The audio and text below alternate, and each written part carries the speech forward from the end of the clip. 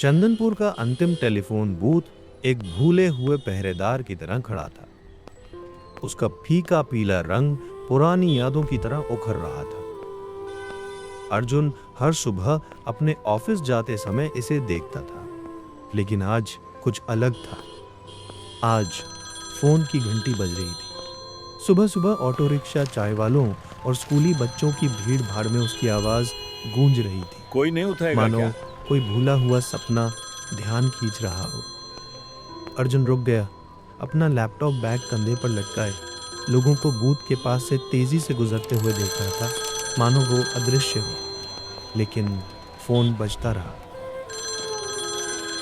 उसका हाथ रिसीवर पर था। 2025 में कौन पब्लिक फोन बूथ पर फोन करेगा? ऐसी दुनिया में जहां हर कोई अपनी जेब में स्मार्टफोन रखता है, जहां वीडियो कॉल के जरिए अलग शहर में रहने वाले पोते पोतियों को भारतीय गांव में रहने वाले दादा दादी से जोड़ा जाता है, फिर कौन इन भूले हुए नंबरों को डायल करता है? हेलो, बेटा, क्या ये गांधी चौक के पास वाला टेलीफोन बूथ है? जी हाँ अंकल, लेकिन आपको ये नंबर कैसे मिला? बेटा, मैं पिछले 3 महीनों से हर सुबह इस नंबर पे फोन कर रहा हूँ। आज पहली बार किसी ने फोन उठाया। क्यों अंकल, इस बूथ में ऐसी क्या खास बात है? मेरा बेटा हर रविवार इसी बूथ से मुझे फोन करता था। 19 साल तक वो चंदनपुर में रहा, कपड़ों की मिल में काम करता था। हर रविवार ठीक 11 बजे इस नंबर से फोन बजता और मुझे पता चल जाता कि मुकेश का फोन है। अंकल, अब आपका बेटा कहाँ है? भगवान के पास। पिछले साल हार्ट अटैक हुआ था, पर बेटा आदतें बहुत मुश्किल से जाती हैं। हर सुबह मैं उठता हूँ और सोचता हूँ शायद आज वो फोन करेगा, शायद आज मैं उसकी आवाज सुनूंगा। पापा, आप कैसे हैं? मम्मी को मेरा प्रणाम। अर्जुन को ऐसा फील हुआ कि दिल एक पल के लिए टूटकर फिर जुड़ गया। उसे पापा याद आ गए, जिनसे हर शनिवार बस कुछ पल की बातें होती थी। अंकल, आपका नाम क्या है? विश्वनाथ शर्मा। और तुम्हारा बेटा? अर्जुन। अंकल, क्या मैं कल आपको इस नंबर पर कॉल कर सकता हूं इसी समय? तुम ऐसा करोगे बेटा, एक बूढ़े आदमी के लिए जिसे तुम जानते भी नहीं? मेरे बाबा कहते हैं कि किसी के कॉल का जवाब ना देने से उनके दिल में उदासी रह जाती है। शायद अब उन कॉल का जवाब देने का समय आ गया है।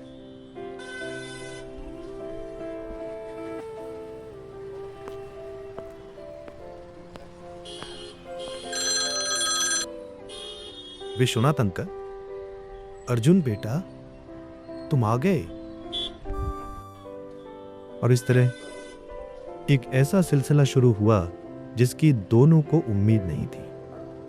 हर सुबह 30 मिनट के लिए चंदनपुर के टेलीफोन बूथ में 2 जिंदगियों के बीच कनेक्शन बन जाता था। अंकल अर्जुन को वाराणसी के पास अपने गांव की कहानियां सुनाते और अर्जुन अपने काम और ड्रीम्स के बारे में बात करता था, पर कहानियों से ज्यादा वे खामोशियां बांटते थे। वो आसान समझने वाली खामोशियां जो 2 पीढ़ियों को अजीब तरीके से जोड़ देती थी। वो लड़का अब रोज यहाँ आता है। उस बूथ पर खड़ा होकर किसी से बातें करता है, बात करते हुए मुस्कुराता है। सालों से उस बूथ में किसी को मुस्कुराते नहीं देखा। शांति आंटी ने भी इस बात पर ध्यान दिया।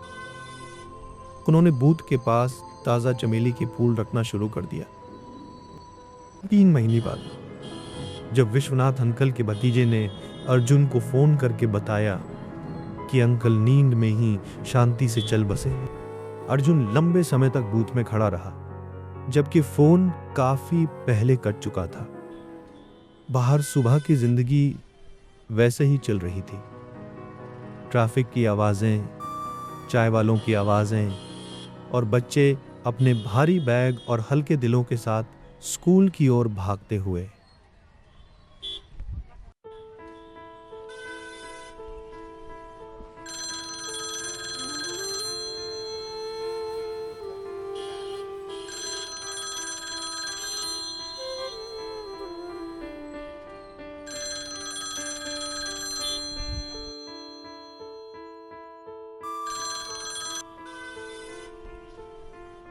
हेलो।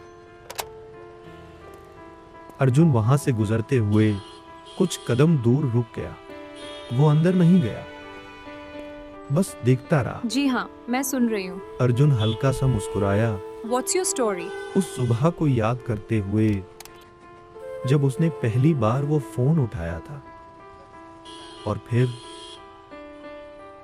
वहां से चला गया। उस दिन मानो भूत थोड़ा और सीधा खड़ा हो गया हो, जैसे समझ गया हो कि कुछ चीजें कभी पुरानी नहीं होती।